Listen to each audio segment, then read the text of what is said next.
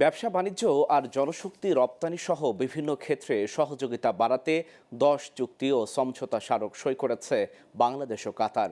2 দিন ঢাকা সফরের শেষ দিন মঙ্গলবার দুপুরে প্রধানমন্ত্রীর কার্যালয়ে কাতারের আমির Sheikh Tamim bin Hamad Al Thani ও প্রধানমন্ত্রী শেখ হাসিনার উপস্থিতিতে চুক্তি ও সমঝোতা সই হয়। পরে ভিডিও কনফারেন্সে নিজ নামে রাজধানীর কালশীতে একটি পার্ক ও একটি উড়াল সড়কের নাম ফলক উদ্বোধন করেন কাতারের আমির।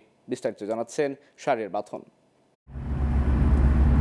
মধ্যপ্রাচ্যে বাংলাদেশের অন্যতম শ্রমবাজার কাতার। সেখানে কর্মরত আছে প্রায় 4 লাখেরও বেশি বাংলাদেশি। এদেশের জ্বালানি চাহিদার বড় অংশও পূরণ হয় সেখান থেকে। এমন সুসম্পর্কের মধ্যেই দুদিনের সফরে সোমবার ঢাকায় আসেন কাতারের আমির Sheikh Tamim bin Hamad Al Thani. সেদিন বিকেলে ঢাকার শাহজালাল আন্তর্জাতিক বিমানবন্দরে পৌঁছালে রাষ্ট্রের গুরুত্বপূর্ণ এ অতিথিকে লাল গালিচা সংবর্ধনা দিয়ে বরণ করেন রাষ্ট্রপতি মোহাম্মদ শাহাবুদ্দিন। সফরের দ্বিতীয় দিন মঙ্গলবার সকালে প্রধানমন্ত্রীর কার্যালয়ে যান কাতারের আমির Sheikh Tamim bin Hamad Al Thani. প্রথমে একান্ত আলোচনায় বসেন প্রধানমন্ত্রী শেখ হাসিনা এবং কাতারের আমির।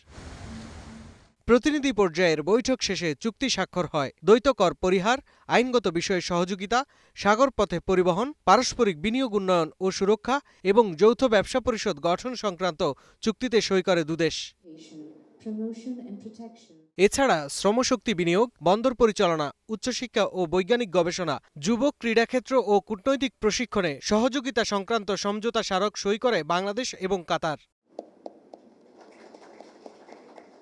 ঢাকায় কালশী এলাকার বালুর মাঠে নির্মিতব্য পার্ক এবং ইসিবি চত্বর থেকে কালশী উড়াল সেতু পর্যন্ত সড়কটি কাতারের আমিরের নামে নামকরণ করে বাংলাদেশ।